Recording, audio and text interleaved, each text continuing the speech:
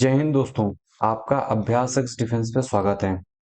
I hope आपकी preparation बहुत अच्छी चल रही होगी। हम लोग एक नई वीडियो के साथ प्रेजेंट हैं। इसमें क्या हम लोग बताएंगे कि सीडीएस 1 2025 में क्या आते कि नया पैटर्न के क्वेश्चन आए थे। इन नए पैटर्न के क्वेश्चन आए थे वो स्टेटमेंट बेस्ड भी क्वेश्चन थे, वो कैप से भी रिलेटेड है। बट इसमें हम लोग सिर्फ स्टेटमेंट बेस्ड क्वेश्चन के बारे में देखेंगे कि how to solve them, how to deal with such pattern based question, new pattern based question. इन क्वेश्चन में हम लोग क्या वन बाय वन करके देखेंगे। ज्यादा बड़ी वीडियोस नहीं होगी, बहुत छोटी होगी, बट बहुत ही इफेक्टिव, बहुत ही आपके लिए बहुत ही बेनिफिशियल ये वीडियो होगी। इस वीडियो के थ्रू क्या है कि हम लोग न्यू पैटर्न के क्वेश्चन को इजीली सॉल्व करेंगे। कैसे सॉल्व करेंगे ये हम लोग धीरे धीरे करके सीखेंगे। आपको क्या है, कुछ बातें दिमाग में रखनी है कि जैसे भी किसी तरीके का न्यू पैटर्न क्वेश्चन आता है सपोज दैट, ठीक है, तो सबसे पहले क्या है, आपको पैनिक नहीं होना है। ठीक है, अगर पैनिक कर गए तो जो आपका स्ट्रॉन्ग एरिया होगा वहां से भी क्वेश्चंस क्या होंगे, गलत होंगे। ठीक है, तो सबसे पहले क्या है, पैनिक नहीं करना है, बहुत ही काम माइंड के साथ काम लेना है। ठीक है, एक एक चीज को ऑब्जर्व करना है। तो जब ये चीज करोगे ना तो न्यू पैटर्न को भी इजिली सॉल्व कर दोगे। आपको लग रहा हो ये न्यू पैटर्न कुछ नहीं है, बस इसको फ्रेम कर दिया गया। यहाँ पर क्या है, आपका सिर्फ बेसिक कॉन्सेप्ट लगने वाला है जो हम लोगों ने अभी तक सीखा है। अगर आप सिंपली तरीके से इन क्वेश्चन को सॉल्व करोगे तो बहुत इजीली क्वेश्चन को सॉल्व कर सकते हो। ठीक है, वो मैं आपको बहुत ही इजीली, बहुत ही सिंपल तरीके से, बहुत लेमन टर्म्स में आपको समझाऊंगा कि कितनी इजी तरीके से इसको हम लोग सॉल्व कर सकते हैं। तो हम लोग वन बाय वन करके इन क्वेश्चंस को देखते हैं। ठीक है, ज्यादा दिमाग नहीं लगाएंगे, सिंपल तरीके से सोचेंगे। ठीक है, इसमें क्या है कि दो स्टेटमेंट दिए हैं। ठीक है, पहले दो स्टेटमेंट S1 दिया गया है, S2 दिया गया है। ठीक है, सेकंड स्टेटमेंट ये चार ऑप्शन दिए गए हैं। तो सबसे पहले हम इनके बारे में समझते हैं, इनका मतलब क्या है। कॉन्ट्राडिक्ट का मतलब क्या होता है कि किसी चीज को रॉन्ग ठहराना। ठीक है, किसी चीज को गलत ठहराना, उसे क्या कहते हैं, कॉन्ट्राडिक्ट करना होता है। कंट्रास्ट का मतलब होता है अपोजिट। ठीक है, कंट्रास्ट मतलब अपोजिट, डिफरेंस बताना, अपोजिट। ठीक है, उसे कहते हैं कंट्रास्ट बता रहा है। कंफर्म का मतलब होता है किसी चीज को सही ठहराना बाय एविडेंस। ठीक है, एविडेंस के थ्रू जब हम किसी चीज को करेक्ट कहते हैं तो उसे हम क्या कहते हैं, कंफर्म कर रहे हैं कि हाँ ये चीज सही है। कंफर्म का एक सेकंड सिनोनिम जो होता है उसे हम क्या कहते हैं, वेरीफाई कर रहे हैं। ठीक है, वो कैसे होता है, एविडेंस के थ्रू होता है। और री का मतलब होता है टू मेक मोर स्टैब्लिश। ठीक है, टू मेक मोर स्टैब्लिश, और ज्यादा उसको क्या करना है, स्टैब्लिश करना, और ज्यादा उसको स्ट्रॉन्ग कर देना है। क्लियर है। अब देखते हैं वन बाय वन करके क्या क्वेश्चन है। एक मिनट। तो हम लोग देखेंगे पहला क्या है, the snowy albatross is among the largest birds that fly in the world. ठीक है, एक स्नोवी एल्बेट्रॉस है जो अमंग द लार्जेस्ट बर्ड है जो फ्लाई करती है इन द वर्ल्ड में। ठीक है, it has the widest wing span among all birds with length reaching up to 12 feet. अब जाहिर सी बात है, लार्जेस्ट बर्ड है अमंग द लार्जेस्ट बर्ड, तो ये भी क्या है, विंग स्पैन भी बड़े होंगे, लेकिन इसके विंग स्पैन वाइडेस्ट हैं। इसी के बारे में ये इंफॉर्मेशन दे रहा है। ठीक है, तो क्या ये कॉन्ट्राडिक्ट कर रहा है, बिल्कुल नहीं। क्या ये इसका अपोजिट इसे रॉन्ग ठहरा रहा है, नहीं। भाई ये खुद कह रहा है लार्जेस्ट है तो क्यों रॉन्ग ठहराएगा। तो पहला क्वेश्चन तो कट जाएगा। ठीक है, इसको मैं रफ कर देता हूँ कुछ। ठीक है, एक मिनट एक मिनट। हाँ, अब देखते हैं क्या ये कॉन्ट्राडिक्ट कर रहा है। ये कॉन्ट्राडिक्ट तो बिल्कुल नहीं कर रहा है। क्या ये कंट्रास्ट कर रहा है, बिल्कुल भी नहीं कर रहा है। ठीक है, यहाँ पर तो क्या है, सिंपली इसको और बढ़ा दे रहा है। ठीक है, इसको क्या कर रहा है, कंफर्म कर रहा है कि भाई 12 फीट बड़े हैं, वाइडेस्ट वाइडेस्ट विंग स्पैन है, जिसकी वजह से क्या ये लार्जेस्ट है। ठीक है, इसके लार्जेस्ट होने का कैसे पता चल रहा है, क्योंकि ये वाइडेस्ट विंग स्पैन है, चौड़े विंग स्पैन है। ठीक है, जो कि 12 फीट के हैं। तो ये इंफॉर्मेशन दे रहा है, ये कह सकता है वेरीफाई करने का एक एविडेंस दे रहा है। ये क्या है, ये एविडेंस दे रहा है कि हाँ ये इस बेसिस पे ये बड़ी है। तो मैंने बताया ना, कंफर्म करने का मतलब होता है किसी चीज को सही ठहराना बाई एविडेंस। तो ये चीज कर रहा है, यहाँ पर रीइंफोर्स नहीं होगा। क्लियर है। नेक्स्ट क्वेश्चन पे चलते हैं, बहुत ही सिंपल तरीके से सॉल्व करेंगे। क्या बोला? A scientific theory is first proposed as hypothesis. मान लीजिए एक साइंटिफिक थ्योरी है, ठीक है, ये साइंटिफिक थ्योरी है, इसको प्रपोज किया गया है, ठीक है, जिसे हम क्या कहते हैं? हाइपोथेसिस, ठीक है। After it after it is subjected to inquiry and is proven, it becomes a thesis. अब इसका क्या होगा? इंक्वायरी होगी, ठीक है, इसकी क्या हुई? इंक्वायरी हुई। अब ये क्या है? अब ये थेसिस बन जाएगा। यही प्रोसेस है, पहले हाइपोथेसिस हुई, फिर इंक्वायरी, फिर थेसिस बन गई। तो ये क्या कर रहा है? अब देखते हैं, अपने ऑप्शंस पे चलते हैं। ये प्रूव कर रहा है फर्स्ट को, ये हाइपोथेसाइज कर रहा है फर्स्ट को, चैलेंज कर रहा है बर्डन ऑफ प्रूफ को, कि एक्सटेंड कर रहा है। तो हम यहाँ पर देखेंगे ये क्या कर रहा है? एक्सटेंड करना। कोई इतनी बात है, इसको और खींच लेना, उसे क्या कहेंगे? एक्सटेंड करना। यहाँ पर आप देखोगे कि भाई हाइपोथेसिस था, ठीक है, इसको खींच के इंक्वायरी के थ्रू थेसिस तक कर लिया है। यहाँ इस चीज का सिर्फ एक्सटेंशन हुआ है, ठीक है, और कुछ भी नहीं हुआ है। समझ में आ रहा है? क्योंकि ये पूरी प्रोसेस फॉलो की गई थी, ये सिर्फ एक एक्सटेंशन है और कुछ नहीं है।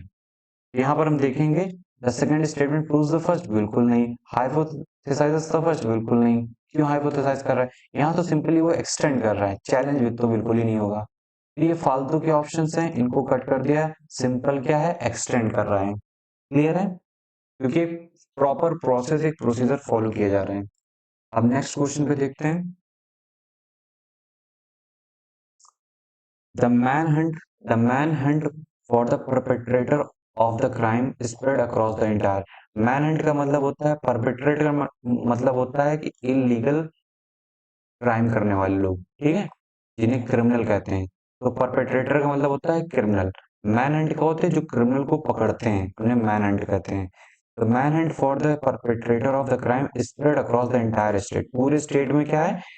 फैल गया। किसको पकड़ने के लिए? परपेट्रेटर को पकड़ने के लिए। There was deep public anger triggered by the enormity of the crime, ठीक है।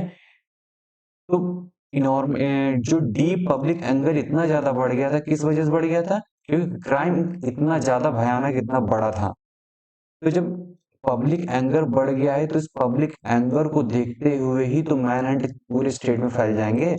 कहने का सेंस बस इतना है कि क्राइम पहले हुआ होगा, ठीक है, उसके बाद पब्लिक एंगर आया होगा, देन उसके बाद क्या है? मैन हंट पूरे चारों इंटायर स्टेट में फैल गए होंगे। यही हुआ होगा। ऐसा तो नहीं पब्लिक एंगर पहला आ जाएगा। तो सिंपल सा क्या है यहाँ पर? क्या है? It is a precursor to the first, follows the first, contradict the first, alters the promise. सबसे पहले इन दो ऑप्शन को कट करेंगे। कॉन्ट्राडिक्ट तो कर ही नहीं रहा है, क्योंकि ये कहीं ना कहीं इससे रिलेटेड है। अल्टर तो बिल्कुल नहीं कर रहा है। अब सिर्फ दो ऑप्शन है, follows the first, precursor to the first. Precursor का मतलब होता है, प्रिकर्सर का मतलब क्या होता है कि भाई एक सिचुएशन है, इस सिचुएशन की वजह से दूसरी कोई सिचुएशन डेवलप हुई है। जैसे क्या होता है? एक होता है क्विट इंडिया मूवमेंट, ठीक है, यहां समझते हैं प्रिकर्सर का मतलब क्या होता है। प्रिकर्सर का मतलब होता है कि एक सिचुएशन डेवलप हुई, इसी की वजह से हमारी नेक्स्ट सिचुएशन डेवलप होगी। मतलब ये सिचुएशन अगर नहीं होगी तो ये सिचुएशन भी डेवलप नहीं होगी। जैसे मैं बताता हूँ, क्विट इंडिया मूवमेंट, ठीक है, quit India movement is a precursor, sorry, is नहीं, वॉज होगा, was a precursor to freedom struggle, sorry, independ, एक मिनट,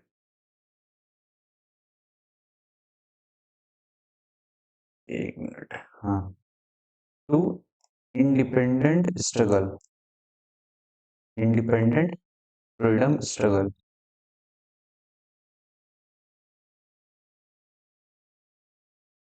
ठीक है।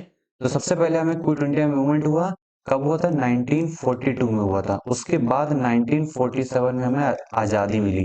तो सबसे ये क्या है? ये जो इवेंट है, ये इसका क्या है? प्रिकर्सर है। कहीं ना कहीं इसी की वजह से ये चीजें हुई हैं। तो प्रिकर्सर का मतलब होता है कि एक सिचुएशन से दूसरी सिचुएशन का डेवलप होना। तो यहाँ पर क्या है कि सबसे पहले क्राइम हुआ होगा, इसी वजह से पब्लिक एंगर आया, इसी वजह से मैनहंट हुआ। तो कहीं ना कहीं सेकंड स्टेटमेंट क्या है? प्रिकर्सर है। तो इसका आंसर क्या होगा? आंसर ए होगा। क्लियर है? नेक्स्ट क्वेश्चन पे चलते हैं हम लोग। Awareness about one's own personality type is very important, ठीक है। Self awareness is a difficult goal for most people, ठीक है। एक स्टेटमेंट ये है, एक स्टेटमेंट ये है, तो यहाँ पर क्या है, कॉन्ट्राडिक्स द फर्स्ट, इस कॉन्ट्रा पंक्चुअल विस first, confirms the first, contrast the first, ठीक है। इसमें क्या होगा, अब ये चीज तो होगा नहीं। आप देखते हैं कंफर्म कर रहा है, क्या ये इस चीज को कंफर्म कर रहा है, कोई एविडेंस दे रहा है यहाँ पर कि एविडेंस के थ्रू सेल्फ अवेयरनेस डिफिकल्ट इसलिए है क्योंकि इंपॉर्टेंट है, ऐसा तो कुछ है नहीं। ये भी गलत हो गया। अब बचा मेरा कंट्रास्ट और कॉन्ट्राडिक्ट। कंट्रास्ट का मतलब होता है अपोजिट करना, ठीक है। अपोजिट तो यहाँ कुछ की बात कर नहीं रहा है भाई, ये अपना एक अलग सेंटेंस है, ये एक सेंटेंस अलग है। यहाँ पर awareness about one's own personality is very important, ठीक है, एक सेंटेंस बता रहा है। Self awareness is a difficult goal for most people. अब यहाँ पर क्या कर रहा है, ये कॉन्ट्राडिक्ट कर रहा है। अवेयरनेस तो जरूरी है, ठीक है, अवेयरनेस तो बहुत इंपॉर्टेंट है, बट, ठीक है, इनके बीच में अगर कंजक्शन जोड़ोगे तो हमारा बट आएगा, but self awareness is a difficult goal for most of people, ठीक है। तो कहीं ना कहीं क्या है, बट की वजह से ये कॉन्ट्राडिक्शन आ रहा है कि awareness about one's own personality type is very important but self awareness is a difficult goal for most people. तो कहीं ना कहीं इनके बीच में कॉन्ट्राडिक्शन है, ठीक है। तो इस कॉन्ट्राडिक्शन की वजह से हमारा ऑप्शन क्या हो जाएगा, ऑप्शन ए हो जाएगा। तो ये तीनों पहले ऑप्शन को क्या करना है, एलिमिनेट कर लेना है, अपना ऑप्शन अपने आप आ जाएगा। क्लियर है, एलिमिनेशन हर एक ऑप्शन में लगाना है, इस बात को आप दिमाग में अच्छे से बैठा लो। क्लियर है। अब चलते हैं अपने नेक्स्ट क्वेश्चन पे। Liberalisation change the contours of Indian economy. लिबरलाइजेशन ने इंडियन इकोनॉमी के कंटूर्स को चेंज कर दिया। India is today poised to become one of the top economies of the world, ठीक है। अब क्या है, सबसे पहले लिबरलाइजेशन हुआ था, लिबरलाइजेशन जो हुआ था वो 1991 में हुआ था, ठीक है। तो लिबरलाइजेशन ने इंडिया की इकोनॉमी को चेंज कर दिया। जब इंडिया की इकोनॉमी चेंज हो गई तो अब क्या कर रही है, India is today poised to become one of the top economies of the world. मतलब ये ना हुआ होता तो ये ना होता, इसका कहने का मतलब ये है, ठीक है। अगर इसकी इकोनॉमी ना चेंज हुई होती तो ये टॉप इकोनॉमीज में ना आती। तो ये क्या कॉन्ट्राडिक्ट कर रहे हैं, क्या ये कंट्रास्ट कर रहा है, क्या ये कोरिलेट कर रहा है कि कोइंसाइड कर रहा है। तो सबसे पहले क्या ये ना होता तो ये होता, तो इसका मतलब कहीं ना कहीं रिलेशन तो है, तो कॉन्ट्राडिक्ट और कंट्रास्ट तो होगा नहीं। क्या होगा, को रिलेट करेगा, कोइंसाइड भी नहीं होगा। कोइंसाइड का मतलब एक ही जगह पे आज के एक ही जगह पे इवेंट सारे होना, उसे क्या कहते हैं, कोइंसाइड होना, संयोग से सारी चीजें एक जगह पे होना। लेकिन यहाँ पर क्या है, सबसे पहले ये हुआ उसके बाद ये हुआ, तो कोइंसाइड भी नहीं होगा। हमारा क्या होगा, को रिलेट कर रहा है। कहीं ना कहीं ये जो टॉप इकोनॉमीज में आया है वो सिर्फ इसकी वजह से आया है, तो कहीं ना कहीं ये को रिलेट कर रहा है स्टेटमेंट फर्स्ट को। तो हमारा आंसर क्या होगा, सी होगा। The final outcome can never be predicted incontrovertibly, all outcomes are based on the variables that cannot always be fully understood। अब यहाँ पर क्या है कि final outcome can never be predicted incontrovertibly. कहने का मतलब है कि पूरी तरीके से आप फाइनल आउटकम को कभी भी, नेवर, इस पे फोकस करना, कभी भी आप प्रेडिक्ट नहीं कर सकते हो। यहाँ पर क्या है, all outcomes are based on variables that can not always, इस पे फोकस करना, that can not always be fully understood, कि जो आउटकम्स हैं वो वेरिएबल्स पे बेस्ड हैं, जिनको आप हमेशा फुल्ली पूरी तरीके से अंडरस्टूड नहीं कर सकते हो, थोड़ा बहुत कर सकते हो बट पूरी तरीके से अंडरस्टूड नहीं कर सकते हो। यहीं पर बात ये भी कर रहा है कि आप पूरी तरीके से प्रेडिक्ट नहीं कर सकते हो। इनकंट्रोवर्टिबली का मतलब ये होता है कि फुल्ली तरीके से आप प्रेडिक्ट नहीं कर सकते हो। तो कहीं ना कहीं इन दोनों के बीच में रिलेशन है, ठीक है। ये सबसे पहले इसको कट करेंगे, definitely does not follow the first, follow तो बिल्कुल नहीं होगा, ठीक है। यहाँ पर क्या है, reinforce the first to an extent, यहाँ पर टू एन एक्सटेंट नहीं है क्योंकि ऑलवेज है और नेवर है। इसका मतलब ये दोनों ही एक दूसरे के क्या रिलेटेबल हैं। कैसे, कभी नहीं पूरी तरीके से अंडरस्टैंड कर सकते हो, कभी नहीं प्रेडिक्ट कर सकते हो। तो कहीं ना कहीं ये पूरी तरीके से रिइंफोर्स कर रहा है इस बात को कि आप कभी भी पूरी तरीके से आउटकम्स को प्रेडिक्ट नहीं कर सकते हो। Statement two fully reinforces the first. Clear है, ठीक है, आगे चलते हैं। नेक्स्ट क्वेश्चन हमारा है, नेक्स्ट क्वेश्चन क्या है हमारा, mastery over any art form requires years of dedication and perseverance. It takes 10,000 hours of practice to become an expert in a field. तो इसका क्या है, इस तो कहने का मतलब है कि ये बात है कि किसी के ऊपर मास्टरी करनी, किसी आर्ट फॉर्म के ऊपर, तो उसके लिए डेडिकेशन चाहिए, परसिवरेंस चाहिए। इसमें लिखा है कि 10,000 आवर्स प्रैक्टिस चाहिए to become an expert in a field. तो कहीं ना कहीं इसी का एक्सटेंशन है। कैसे एक्सटेंट है? तो बोलेगा कि is not a consistent with the first. कैसे कंसिस्टेंट नहीं है भाई? प्रैक्टिस साइड इसमें डेडिकेशन लगा है, परसिवरेंस लगा है, ठीक है। तो बिल्कुल कंसिस्टेंस है, तो पहला ऑप्शन तो कट हो जाएगा। Is fully consistent with the first, इसको छोड़ते हैं। Marginally consistent with the first is the only possible explanation for. तो सबसे पहले ये क्या है, एक्सट्रीम में सिर्फ ओनली पॉसिबल एक्सप्लेनेशन नहीं है फर्स्ट का, ठीक है। और भी हो सकता है, 10,000 से हम यहाँ पर 20,000 लिख दें, ठीक है। तो ये तो बिल्कुल गलत है। अब आते हैं marginally consistent with the first, fully consistent. इन दो वर्ड्स को पकड़ना है, फुल्ली और मार्जिनली, बाकी तो सेम है, ठीक है। अब फुल्ली कैसे होगा? अब इसमें आप देखोगे मार्जिनली, मार्जिनली अगर कंसिस्टेंट है तो इसका मतलब कुछ ऐसी बातें होंगी जो छूट रही होंगी इसकी, ठीक है। कुछ ऐसी बातें होंगी जो इसकी छूट रही होंगी, तभी तो मार्जिनली बोला गया है। लेकिन अब यहाँ पे क्या है, कुछ भी, ये तो सिंपल से लिखा हुआ है, it takes 10,000 hours to of practice to become an expert in a field. इसमें कुछ ऐसी बात लिखी ही नहीं है जो छूट रही हो इसकी, ठीक है। ये तो इसी का एक पार्ट है। तो ये क्या कर रहा है, ये फुल्ली कंसिस्टेंट है। कहने का मतलब है S2 जो है S1 के ही अंदर एक पार्ट आएगा, ठीक है, जो इसको फुल्ली तरीके से कंसिस्टेंट है इसके, कह सकते हो ये रूल है, ठीक है। ये रूल बनाया गया, उसके अंदर ये प्रोविजंस क्लॉजेस रखे गए हैं, उस हिसाब से तो ये किसी का एक पार्ट है, ठीक है। तो इस fully consistent with the first होगा। क्लियर है सभी को? अब आते हैं नेक्स्ट क्वेश्चन पे। नेक्स्ट क्वेश्चन हमारा कौन सा है? The beauty of India's democracy rest in the greatness of its constitution. मतलब कॉन्स्टिट्यूशन की ग्रेटनेस में ही डेमोक्रेसी की ब्यूटी है। इंडिया की डेमोक्रेसी की जो ब्यूटी है वो कॉन्स्टिट्यूशन की ग्रेटनेस में है, ठीक है। The constitution of India upholds the collective values of countries civilisational ethos, ठीक है। कॉन्स्टिट्यूशन ऑफ इंडिया है, ये क्या अपहोल्ड करता है? Collective values of the countries civilisational ethos, ठीक है। तो ये जो कलेक्टिव वैल्यूज है कंट्री की सिविलाइजेशनल इथोस, इसी की वजह से कहीं ना कहीं कॉन्स्टिट्यूशन की ग्रेटनेस निकल रही है, और इसी ग्रेटनेस पे डेमोक्रेसी डिपेंड है, ठीक है। कहीं ना कहीं ये दोनों क्या कर रहे हैं, कनेक्ट कर रहे हैं। तो connects with the mention of the Indian democracy in the first, provides a reason for the assertion regarding the constitution in the first, contradicts। तो सबसे पहले contradict तो खत्म होगा, क्योंकि कहीं ना कहीं एक रीजन है, कहीं ना कहीं ये दोनों रिलेट कर रहे हैं, ये दोनों, ठीक है। यहाँ तो बोल रहा है नो कनेक्शन, ऐसा है ही नहीं है। तो यहाँ पर क्या है, बहुत ही स्ट्रॉन्ग कनेक्शन है। तो हमारे क्या है, दो ऑप्शन निपट गए। अब आते हैं दो ऑप्शन के बाद, इन दोनों में से क्या है। अब इसमें देखोगे कि कहीं ना कहीं ये जो स्टेटमेंट टू है, ये कहीं ना कहीं एक रीजन दे रहा है। क्या रीजन दे रहा है? कि भाई जो ये जो ग्रेटनेस आ रही है वो हमारी कंट्री की सिविलाइजेशनल इथोस की कलेक्टिव वैल्यू से आ रही है।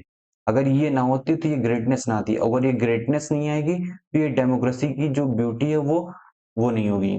तो कहीं ना कहीं जो इंडिया की डेमोक्रेसी की जो ब्यूटी है वो कहीं ना कहीं collective values of country civilisational ethos पे डिपेंड करती है, क्योंकि इसी से हमारे कॉन्स्टिट्यूशन की ग्रेटनेस बनी है। तो इसका मतलब क्या है, ऑप्शन बी होगा। तो provides a reason for the assertion regarding the constitution the first. Clear है? अब चलते हैं नेक्स्ट पे।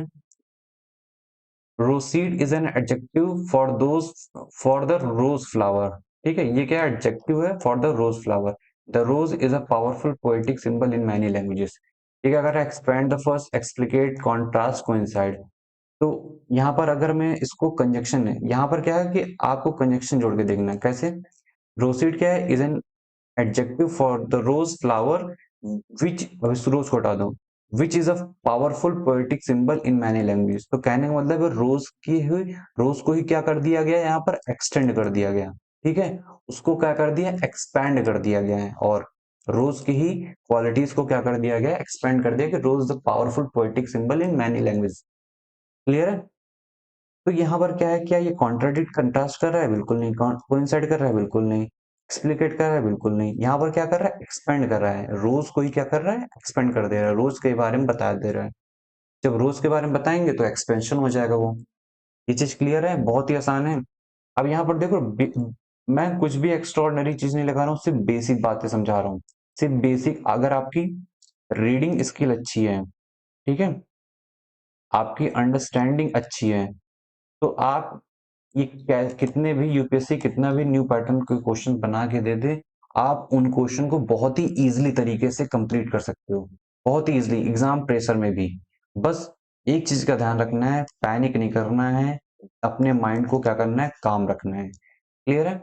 अब नेक्स्ट क्वेश्चन पे चलते हैं अपने। The early bird gets the worm, the early bird gets the worm to go about one's task expeditiously is to achieve one's goals।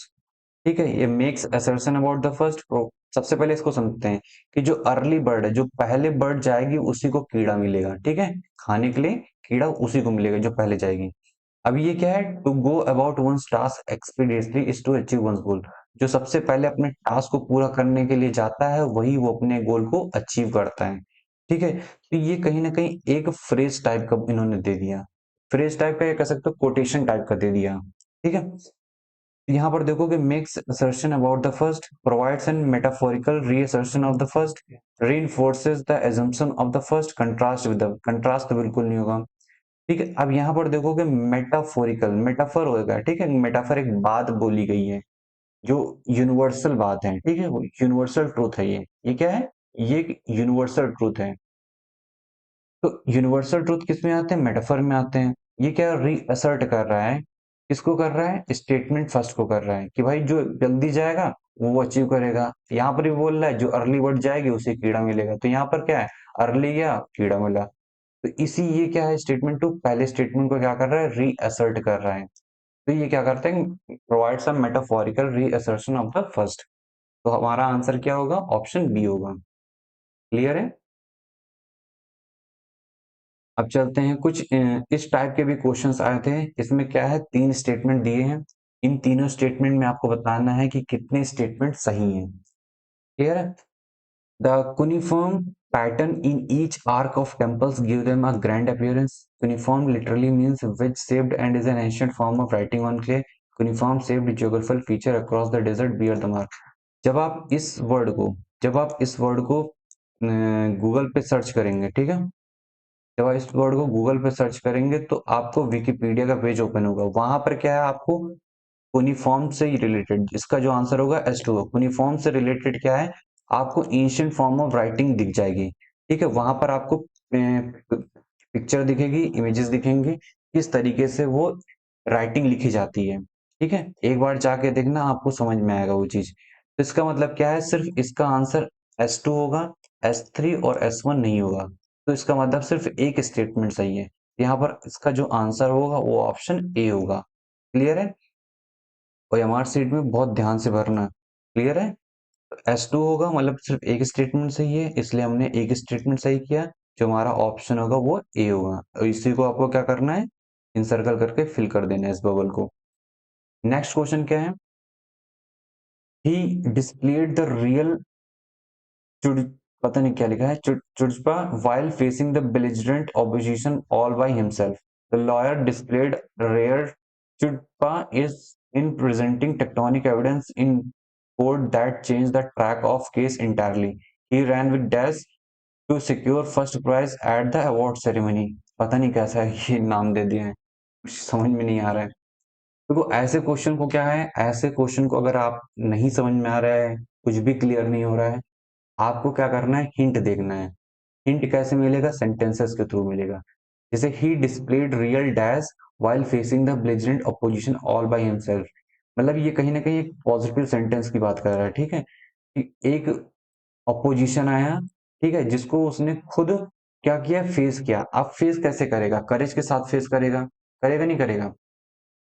तो समथिंग ये क्या है, कुछ पॉजिटिव चीज बता रहा है। ठीक है, अब देखते हैं यहाँ पर लॉयर ने क्या किया, डिस्प्ले किया रेयर, इसको chutzpah in presenting tectonic evidence in court that change the track of case entirely. तो कुछ ऐसा इसने प्रेजेंट किया जिसकी वजह से पूरा केस क्या है, बदल गया। फिर इसने ही ran with dash to secure first prize at the award ceremony.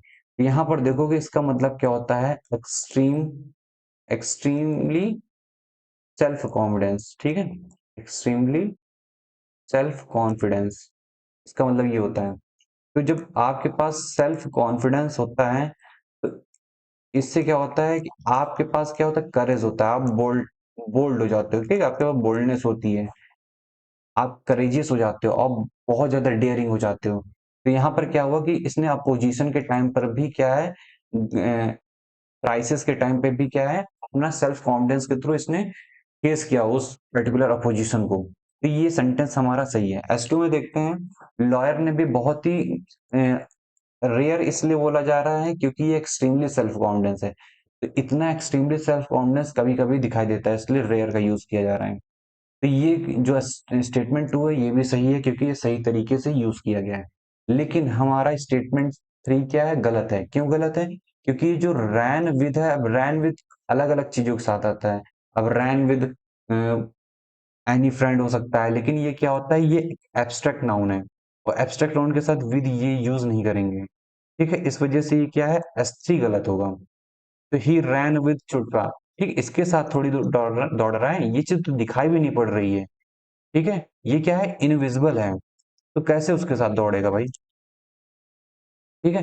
तो ये हमारा जो प्रपोजिशन लगा है यहाँ से हम दिमाग लगा सकते हैं, but it is not expected from you कि आप इस तरह के क्वेश्चन सॉल्व करो। हाँ, आप यहाँ पर अगर रिस्क लोगे तो डेफिनेटली आपको बेनिफिट होगा।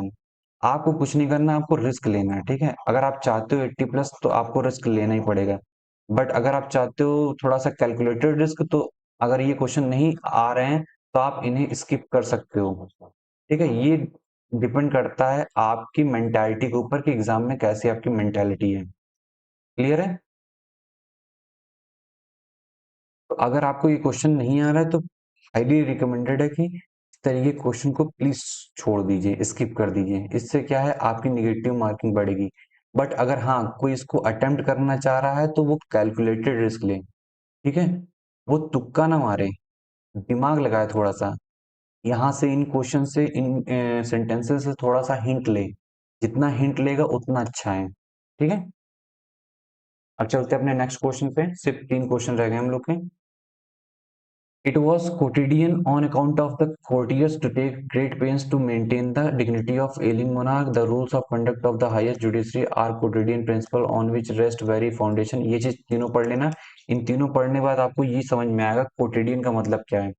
quotidian का मतलब होता है डेली लाइफ, ठीक है। quotidian का मतलब क्या होता है, डेली लाइफ। तो यहाँ पर क्या है, डेली लाइफ है कि डेली वो क्या करते थे, ग्रेट पेन्स लेते थे। क्यों? ताकि वो अपने बीमार मुनार की डिग्निटी को क्या कर सके, मेंटेन कर सके। तो स्टेटमेंट 1 हमारा क्या है, सही है।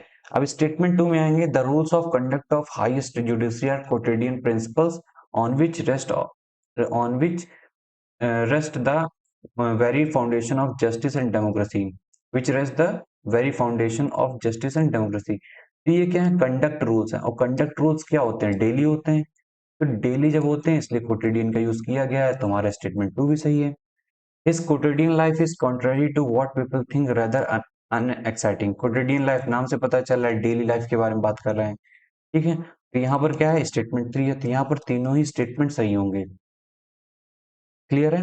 अगेन यहाँ पर क्या है, इसका मतलब बहुत कम लोगों को पता होगा, नहीं पता है तो आप स्किप कर दीजिए, सिंपल, ठीक है। क्योंकि यहाँ पर आप रिस्क लेंगे तो मैक्सिमम क्वेश्चन हो सकते हो आपके गलत हो।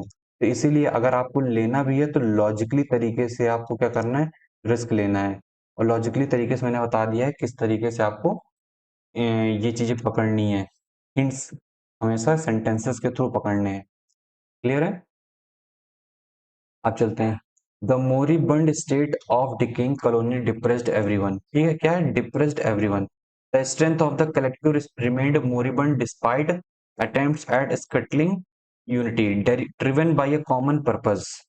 The moribund group decided it would prevail notwithstanding of adverseness of situation.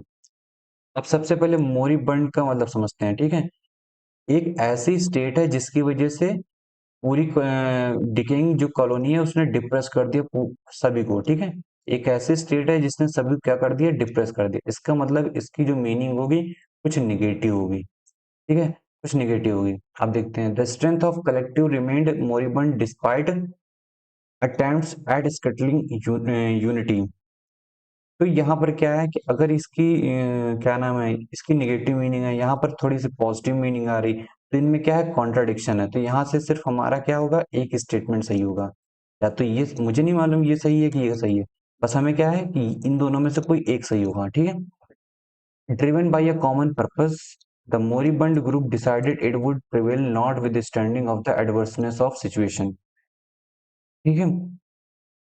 तो यहाँ पर भी क्या है, कहीं ना कहीं पॉजिटिव सेंस निकल रहा है, तो ये भी क्या है, स्टेटमेंट नहीं होगा। तो यहाँ पर सिर्फ एक स्टेटमेंट सही होगा, जो स्टेटमेंट वन है। जैसे driven by a common purpose, common purpose से ड्रिवन है, जो मोरिबंड ग्रुप है उसने डिसाइड किया है कि ये प्रिवेल नहीं करेगा और not with in of adverseness of situation को, ठीक है। तो इस तरीके से क्या है कि आपको क्या करना है कि सेंटेंस को पॉजिटिव है, नेगेटिव है, इसके बेसिस पे जज करके थोड़ा सा दिमाग लगा के ऊपर नीचे करके आपको रिस्क लेना ही पड़ेगा, और कोई तरीका नहीं। अगर आपको पता है तो फिर कोई बात ही नहीं है। अगर आपको नहीं पता है तो इसी तरीके से आपको रिस्क लेना पड़ेगा। तो इसका स्टेटमेंट क्या होगा, वन होगा।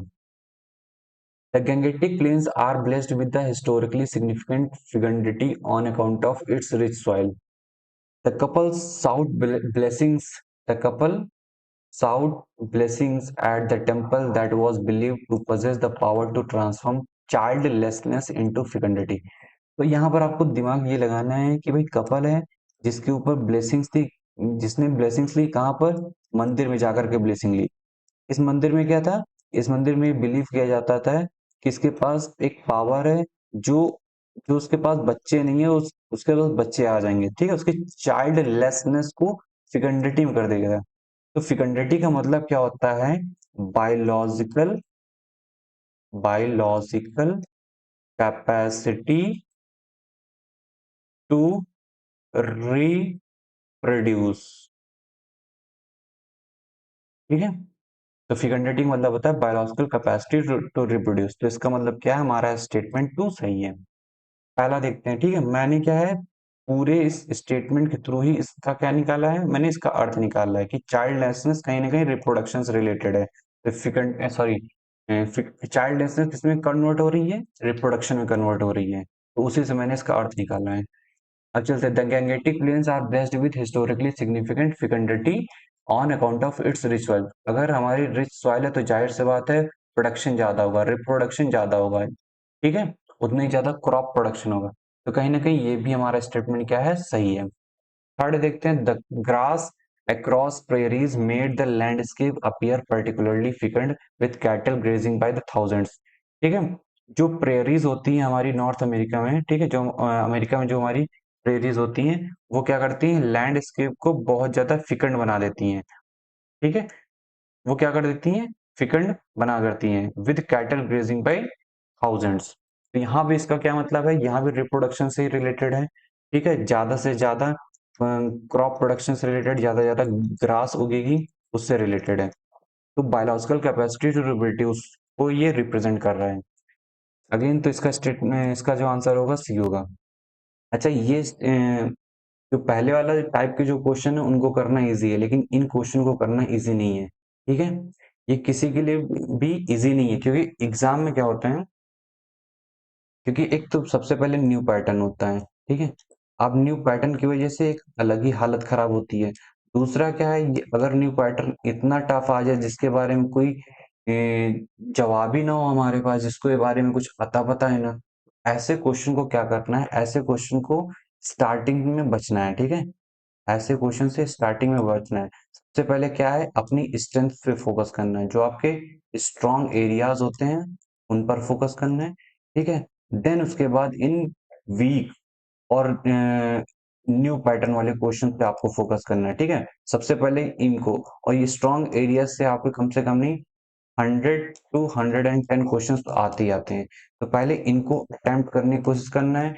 यहाँ पर अपनी एक्यूरेसी को क्या करना है, अपनी एक्यूरेसी को इंक्रीज करना है, बढ़ाना है। जितनी बेहतरीन एक्यूरेसी होगी उतना ही अच्छा होगा, उतने ही आपके चांसेस हैं कि वो आप 80+ टारगेट को टच कर लोगे। तो अगर जो मैंने बात यहाँ पर बताई, ठीक है, अगर उनको आप फॉलो करोगे अच्छे तरीके से, ठीक है? एग्ज़ाम हॉल में फॉलो करोगे, ठीक है? क्योंकि इनको फॉलो करना आसान नहीं है। जब तक आप प्रैक्टिस नहीं करोगे तब तक आप इन चीज़ को फॉलो नहीं कर पाओगे, ठीक है? तब तक आपका दिमाग रिस्पॉन्ड नहीं करेगा, इसलिए फॉलो करना है, प्रैक्टिस करना है ढेर सारी ताकि वो अच्छे से रिप्रोड्यूस कर सकें। तो इतनी बातों को अगर फॉलो करोगे डेफ़िनेटली आपको बेनिफिट होगा एग्ज़ाम में। अब चलते हैं तो हम लोग ने पूरा कंप्लीट कर लिया है एंड आप सभी का बहुत-बहुत धन्यवाद, हृदय से शुक्रिया कि आपने हमारी पूरी वीडियो को देखा है। आप हमारे इसी तरह के कंटेंट को अगर और देखना चाहते हैं और इसकी हेल्प लेना चाहते हैं हमारी तो आप अभ्यास एक्स डिफेंस ऑफिशियल को ज्वाइन कर लीजिए। हमारे व्हाट्सएप चैनल को भी आप ज्वाइन कर लीजिए। अगर आपको कोई डाउट है तो इस पे आप मैसेज कर सकते हो, ठीक है? बाकी हमारा एक अभ्यास एक्स, ठीक है? अभ्यास एक्स सीडीएस पीयर ग्रुप है, ठीक है? इस सीडीएस पीयर ग्रुप में क्या है कि आप अपने डाउट्स पूछोगे, आपके सभी डाउट्स को क्या किया जाएगा? क्लियर किया जाएगा। देन एंड देयर आपके ऑल डाउट्स को क्लियर किया जाएगा।